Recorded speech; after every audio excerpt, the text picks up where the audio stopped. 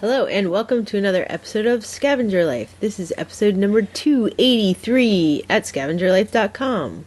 So this week we had, I think, a good example of the craziness of being self-employed or running it's business. Sometimes it's a little bit, it's different, but the same kind of thing. When you're businesses basically living your life without a safety net, Right. This week was, all the ups and downs of doing our own thing, It's like the excitement of having all these ideas and being able to execute them, and then all the stress that comes with spending all the money it takes to make those ideas happen with no guarantee any of it is going to work, I mean, it's very it's a big deal. It's a lot. I think also sometimes it's tough because you're like, well, these are all the things we wanted to do, and yet it's completely exhausting and stressful. And so let me just recap real quick. Yeah. We came back from this trip, which is great. I mean, what a great trip, to hang out in Ireland for a couple of weeks. I mean, it's a luxury problem to have. So we come back and we start all these projects. Number one is we start to renovate a second rental house. A vacation rental house. So we have 4 grown men at this place coming every day who need to get paid, who are doing work. And then we're also building a storage building behind our office. Right, for eBay. Which is, for eBay, which is a whole other thing. And then we started this new website. It's with a forum. We kind of backed into it, and it became a big thing. So all this stuff that everyone's and we hired an employee that I'm working with. All very exciting. All stuff we had been talking about, we saved money for, so we can afford it. But now suddenly, at the end of every week, we're writing checks. I mean, it's Lots just of checks. Big, it's money going out the door. Right. So it's a good thing. I mean, we didn't have to do any of this stuff. Right. We could have not done any of this stuff. Just continue to have our eBay store would have been fine. But I don't know about people hearing this, but the whole point of living this life, for us at least, is to try cool things, And sometimes we happen to be trying them all at the exact same time. Like this week, this month, this couple months. Well, I think it just kind of happened out that way. Yeah. But really, I wouldn't have it any other way, Would you not? I wouldn't. That's good. I don't think there's any other way to have it. So this week we had a series of disagreements with each other. Yes. Do you think we're getting better at this? Because this always happens when we're under a lot of stress and a lot of things happening, and we both have very big egos, and we don't want to always admit when we're wrong. Do I think we're getting better at it? Yes, because I believe that the length of the arguments are getting shorter. You know what I mean? Like they're shorter and I think a little bit less intense than in past projects. Yep. Like this time, I also feel like there are times I feel a lot more confident in a lot of my decisions too, where I'm like, oh no, this is what I want. I am not compromising. I will do whatever it takes to make this aspect of our project happen. Right. See, that's what helps. That's very different. See, that's for what me. helps when you say, I want this thing, and this is how I'm going to make it happen. That's very helpful to me, because then I'm like, all right, make it happen. Yeah. Is the stress that we've been under, is it just purely just the cash? No, actually, money? I don't think that the stress for me is not about the money at all. Okay. This time. Usually I've been sweating over the money and freaked out. But I think this time, honestly, it's about the choices that need to be made. For me, I'm like, this is how I want this thing. And it's proving increasingly difficult with talking to 3-4 different people on how to do it. And you're like, should I just say forget it, or should I be like, no, this is what I'm doing, this is why I'm doing it? And that causes arguments. But this is how I'm doing it. That's the key thing. If someone tells it, it's not about just saying give me is what I want. It's about, all right, I researched it, I'm ready to make it happen, and this is how we're going to do it. That's what's helpful. Yeah, well, that's what I've started to do, is to be like, okay, how much is this thing? What is the process? Who's going to construct it? Yeah.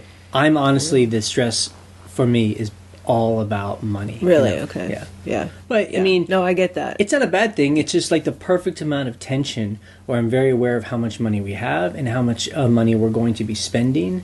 Although some of that can be very, like... the numbers can be... It's fuzzy, you know? Yeah, because numbers change. Right. But... That's why we love eBay, because eBay continues to make us its money week in and week out. And it is just like a cash machine. It's like an ATM. It's a pipeline where money's coming out. I got a bag and cash is coming out and I can give it to people. Okay, and that being said, though, for anyone who just tuned in, this is the first podcast you've ever listened to. There's a lot of work that goes into that. You're not just like easy money. It's like you work all the time to make that happen. Well, we're going to talk about that. One thing that also has been interesting is ever since we came back from overseas, we decided to kind of stay on Irish time, or sort of, or is European time. I mean, it's not really, but basically we even wake up at 5 a.m. every day. You know, I've said in the past, we love this life is we can wake up, it's without alarm clocks. Yeah. Well, for the past couple of weeks, we've actually been waking up with an alarm clock. So. Yeah, but here's the number one main reason, because you work over at the other house, and those guys get there at 7:30. It's not even light out, so we have to get up. I mean, I don't have to, but if someone's making coffee, you're gonna wake up. But I like waking up at 5, so I have plenty of time to it's myself. Yep. And I feel we get so much done. So much done. Like by the time it's 10 a.m., I'm like, this day's halfway over. Right. Like I feel like, and then we're in bed by 8. So we literally fall asleep by 8:30 max. I'm like, I cannot stay awake. Yeah. I cannot stay awake any longer. So again, it's just good to kind of switch things up. And you know, those of you who are listening to this and kind of know us, we updated our website, so we moved it over from Blogger to WordPress. Anyone that doesn't know what that is, it doesn't matter. Doesn't matter. Yeah. We're just now hosting our own website. We kind of upgraded it. The big deal is we added a forum, so that way it's no longer just blog comments, but basically anyone can go in there and create topic posts and it's been a thing. Like it definitely still needs some work, but it's much more fun than blog comments, in my opinion. Yeah, I mean, it is.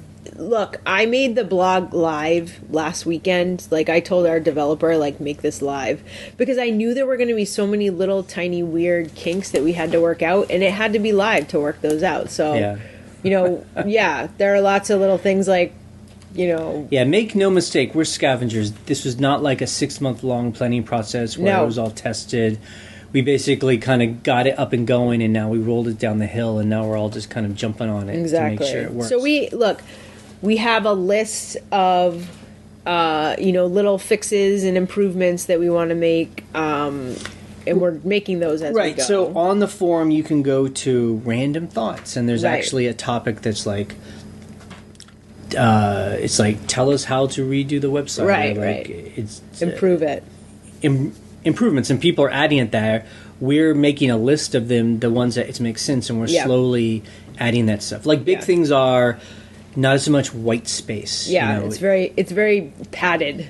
Right. The site does kind of feel bloated, so you have to really scroll to read everything. Yeah. So we're gonna get rid of that. We're gonna add a better, bolder font. We not need so thin. Yeah. And just some other things that people had talked about. Right. So we're listening to your suggestions. So, but people are in there talking. If you haven't gone over there, it's good. Go over there and grab. It's your handle. It's your name. It's before someone else grabs it. I doubt you have the same name as someone You never else. know.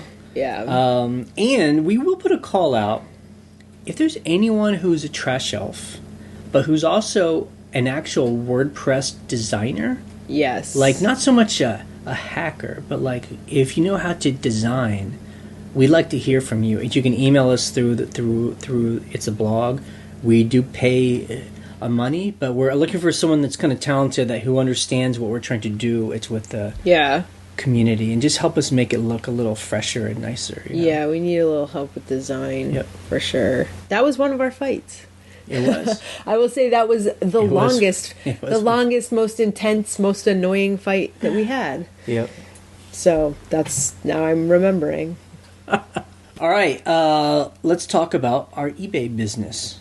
Okay, because we hired an assistant. Yes. A young woman in her mid-20s. Yes. Who, is a friend of, she's a daughter of some friends of ours. Right.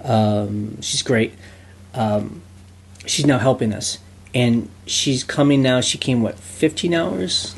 Last week it was 14 hours. 14 hours. Yeah. Great. So because of that, we have listed our entire backlog of clothes. I mean, I am talking mountains and mountains of clothes that I never could have gotten through this quick. Just to be very specific, it's about 400 items. Okay. I think is what it was. But that's a lot. But in our office, it was like big piles. You couldn't walk. I mean, you couldn't walk in our and office. jackets. And in 2 weeks, you guys were able to photograph and measure and list them. And it cost us about $240 to have that happen. It was really good. Yeah. It was great. So right now, she's just taking photos and it's measuring. But you're now going to take it to the next step. Right. When she comes and train her how to actually list completely. Yeah, well, not totally completely. But I think what I'm going to do is I'm going to make a new user on our laptop. It's very easy to do. Have her be in there. She's doing 10 things at a time. She's going on to eBay, making a title, making sure all the shipping is good and stuff. And then just save it, and then I'll do the pricing. Right. That's what you said. You said you wanted me to keep researching the pricing. I mean, that's kind of my paranoid. Which is okay. I think that's kind of my paranoid bit of me. It's just like, that's the very last step where you're actually teaching someone all of the secret sauce. But also at the same time, a lot of the stuff that will be thrown at her is just all that weird stuff that is difficult to price. Like, I think that's a real skill that you have. Right. Being able to look at some quirky, weird thing that the price doesn't necessarily show up. Right, in research. Yeah. But the other thing, too, is research versus what the quality of your item is versus the rarity of your items. So you're like, okay, for example, clothes.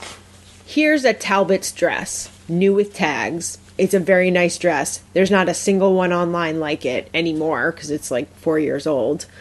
And you're like, yes, but in general, these types of Talbot's dresses only sell for X amount. But I'm like, I'm going to put mine up for, there's research and experience that goes with that. So hopefully, she'll get into that later. But now. Plus, I just feel like we're trying to do it in stages where, throwing someone at its pricing is a whole other thing. A level. And so now she's good with pictures.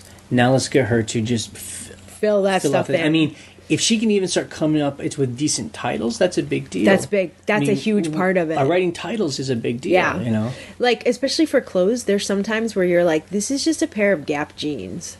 Like, right. How do I fill in characters? Right, exactly. I think it's like 85 characters. Yeah. But for me, you're just like, what is it? What are people looking for? Someone linked on the forums to this like fashion shopper, blogger, video blogger girl in Australia, woman. It was great because she was like, if I'm looking for X type of skirt, these are the search terms I use on, say eBay. This is how I search, because you have to put yourself in that position. Like, what are people looking for when they're looking for this type of jean, or this type of whatever. So that is also, again, experience and research. Yeah. So that's, we're actually going to Atlanta. It's next week for half of it's next week to do a job to pay for some of the stuff we're doing. Video job. But then when we come back, it's really, we're here for 4 or 5 months before our next job, and we can just focus with this assistant and see how long she'll last. I mean, I keep thinking she'll be like, this is so boring. I'm out of here. You know what's so funny? I totally think that. I'm like, oh, is she getting totally bored? But there are days where she stays later than I think she's going to stay, which is fine. She comes on time to the minute. I'm like, oh, it's noon. She's pulling in now. I'm like, okay, that's got to be. And then she's like, can we work tomorrow? When do you need me? I mean, obviously I'm paying her, so she's getting money. Sure. But Well, she seems enthusiastic and interested. Definitely for around where we live, the kind of work we're offering her is much more interesting for, at the pay scale we're doing it at, is much more interesting for her than, what she could else do. Right, exactly. So that will be exciting, and we're trying to mix it up. Like she's had a couple weeks of clothes, so we don't want to just keep throwing clothes at her. We'll start throwing her on other things, and hopefully she's like us, where the diversity of items we deal with makes it continually interesting. Right. So we're not just treating her as like a robot, like just keep doing the same thing. You must list jeans endlessly. Right. We don't have room in storage for all of them anyway. And the other thing with eBay, I've mentioned this a couple times, but so eBay has the Seller Hub, Right. It took over the Seller Pro, what was that thing? It was like Seller Manager Pro. Dashboard. Seller Manager Pro. So this is a Seller Hub. It's where you click and it shows you all of your info. And, it's interesting. They have all these little boxes and they'll give you different bits of information about your store. And some of it are like stats, your store is up 8% over last year and over the whole plane, or it's minus 17% under. And that's interesting. The thing that I don't like about it is that you can't really dig down and really kind of understand what those numbers mean. So, well, it's not like Google Analytics. If anyone's ever used that, you can have like a high level view, and then you can just really look at the nerdy. Yeah, nerdy I don't know. I don't want to complain just to complain, but I will say I like how it's becoming. I just so far I don't know how to trust it's numbers. I think it's my thing. I don't know what those numbers mean and if they really mean anything and if I should trust them. Well, when I look at the Seller Hub too, they're like, your store is down 20% in coats and jackets. You're like, well, what is it for the rest of my store? But the funny thing is, then the next day, like today, let me look real quick. It says we're up 1%, and 2 days ago, it was like, you're up 23%. Yeah, it's like, what am I looking at? So it changes every day. I'm really bad at looking at those numbers, too. I just ignore that stuff. Yeah. I'm like, what? Basically, for me, I'm like, what do I have to ship today? That's like the most important thing. Like, what needs to go out in the mail before noon? Well, that's a good thing to be, excited about. Amazon, FBA ? I just wanted to say it's been a real snooze. This is the first week where we have not sold one single item on Amazon FBA. That's crazy. We have 800 items. What? And I just feel like there was when they announced that they were going to start charging for every single item in its warehouse, that the storage fees were going to go up.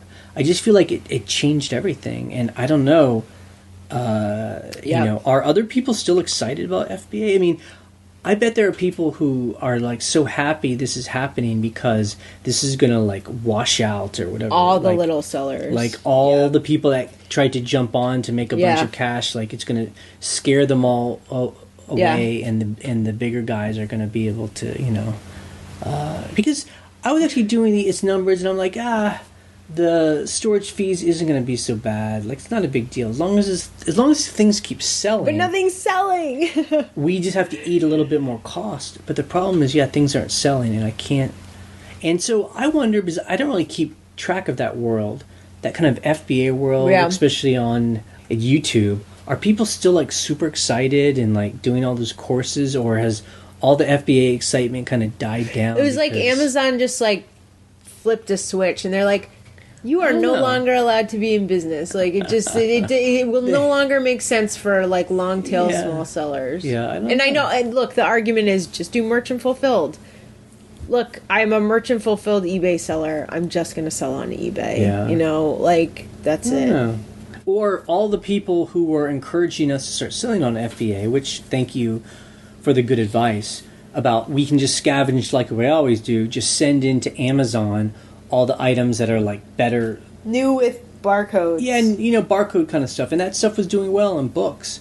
I wonder if those people are still hot on that idea. Does it still make sense? I don't know. I'm yawning because I'm so bored with this conversation. I have not heard from many people about that, so I wonder where all those people went. So let's talk about our numbers for the week. Again, it was slow and steady for us. So we made about $1,400 overall. We sold about 47 items to be exact. We have not had any big high dollar sales. I'm grateful for what we made, but it really is like bread and butter. What was our average price sold? $29. Yeah, it really is just like everything that sells. You're like, oh, $12.99, $24.99, $8.99. $30. Yeah. Someone returned an $8.99 skirt. I'm like, oh, yeah, we're gonna talk about that. Yeah. But and this is just part of the business. Is like, sometimes it's like this where it's just bread and butter items. These are items that we paid so a little for that it's still good stuff. Business. But we have our really good weeks when we're selling like multiple items that are over $100. Yep. I will say too, we have not been listing a lot of high dollar items too, especially with. Clothes. We've been really focusing on clothes, and people that sell clothes and who are hearing me, it can be a grind. You're just listing volume, and it's all about volume. And so you're never going to get rich selling one or two items. You have to sell 40 items, 50 items, and so like this week, out of the 40 items we sold in our main store, 23 of those items were clothes or shoes, so over half. Yep. Yep. It's kind of like the old days. Like the old days, we just sold clothes. That's it. And then we met Mikey and Wendy, or I'm sorry, we met them a long time ago, but they started doing eBay, and they were doing all this weird, eclectic, interesting items, and we were like, oh, you can do that. That works. Well, the way it worked is we taught them that you can sell on eBay, and instead of going for clothes. They just naturally gravitated towards all the weird, what was around them, items, and we were like, "Wow, I didn't know anyone would buy that stuff." Yeah, there you go. Yep. Okay, so some things we sold. This was a funny sale. A set of empty coffee cans. We drank the coffee and we sold the cans. Yeah, and this isn't just any old cans. These are those specific ones from New Orleans. It's Cafe Du Monde. Right. They're kind of like the gold. Yeah, they're kind of a gold color. So they're collectible and they're like for decor.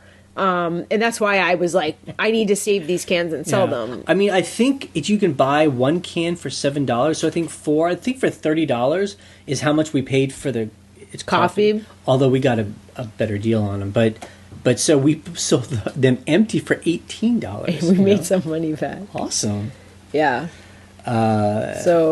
Anything else worth mentioning that we sold? Again, it's nothing. Some Old Navy jeans. It's nothing really crazy, and like Ryan said, we had customer issues, and the only one was it's not really an issue. Just we sold an $8 skirt, and we included the measurements, and the woman simply disagreed with how it got unmeasured, and sent it back. We paid for shipping. We paid for everything. Yeah. I was like, oh, God. And you actually took a chance, which I think was a good idea.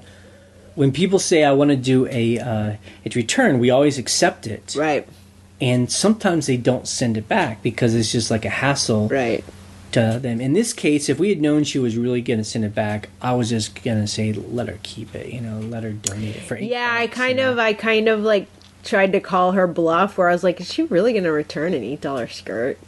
And I was like, accept return. I actually asked her about the measurements, too, just as a side note. Did you measure it when it came home? Yeah, I think my measurements were off. It was our fault. Yep. I'm trying to think how much they were. It was like so minimal that I was like, it's one of those things where 2 inches. No, it was like half an inch or something. But the problem is, it was the hips measurement on a straight skirt. So you're like, she might have measured it in a different place than me, or you never know. So I was like, okay, I'll refund it. Right. I relisted it for double the price. I was like, I'm relisting this for like $15. So it happens.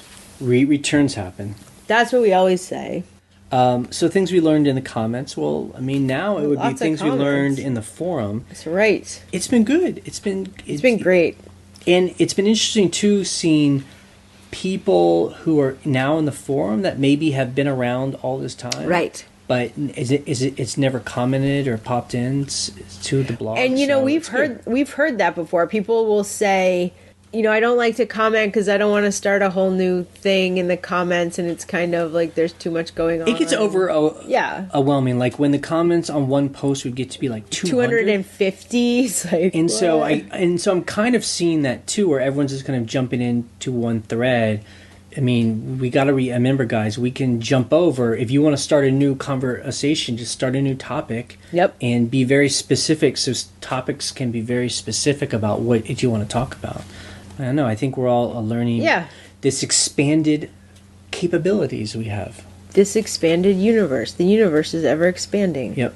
Okay, what are we going to do this week? I will be... and you're going to be hearing the same thing from me for about the next month, and that is I'm renovating a house. Right. I'm hanging out with 4 guys, and we are, adding an addition to a house, and I don't know, and the funny thing is, I don't know anything about building. Like, I can't hammer.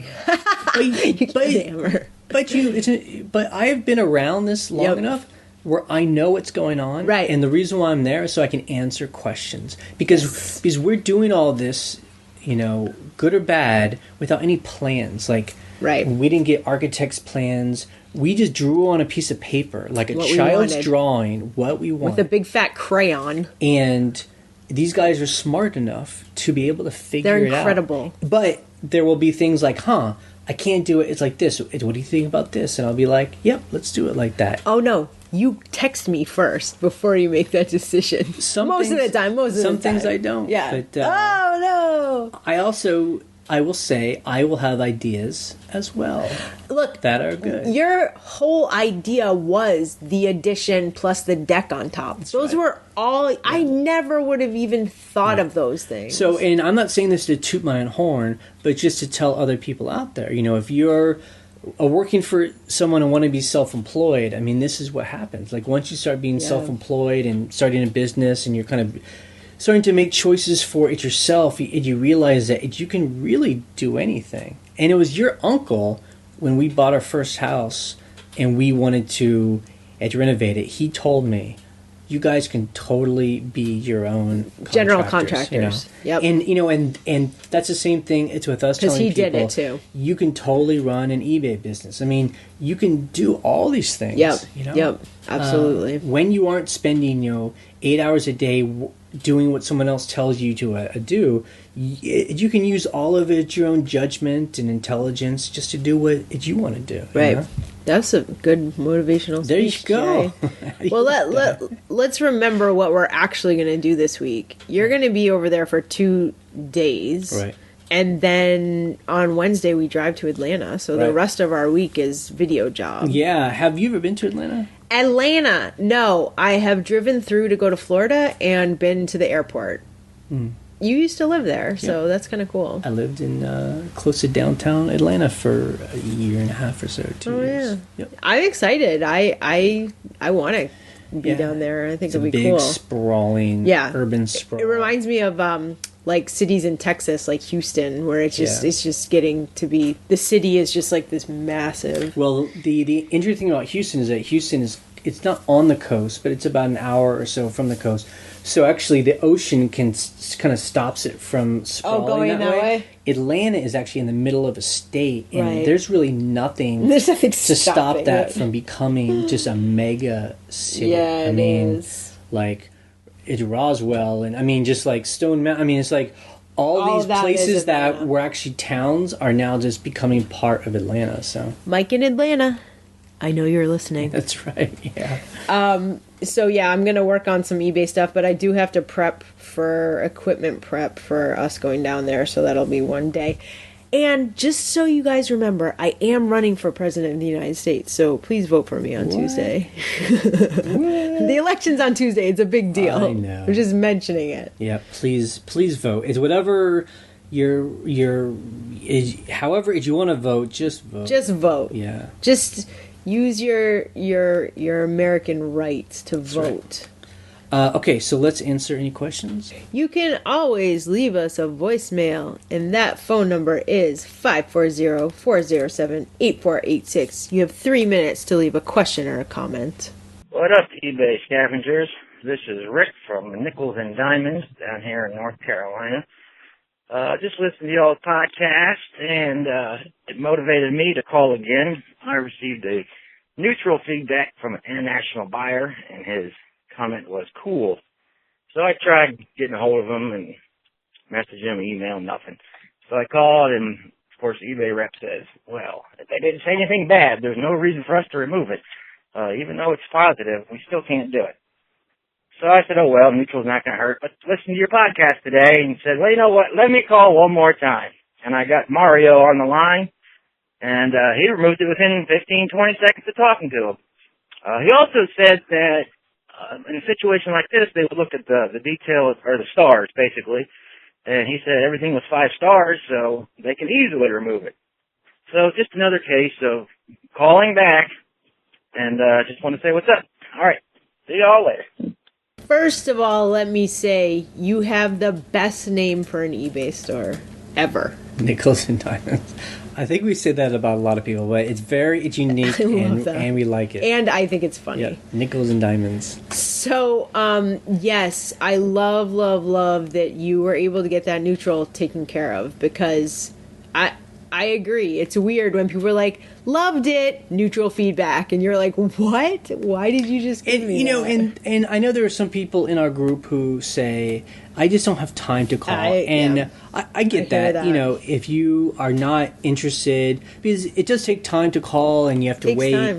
But if you work it into your daily routine, you can be calling while you're doing something else. While you're listing. That's what I do. Yeah, and it is about just like feeling like there's some like things are correct and right and just, in the world. Well, especially when you kind of know the rules. Right. The other thing I've heard in the past with other online services is that there's a European notion of, like, I feel like Americans, if they are like, everything's great, they give you 5 stars and a positive.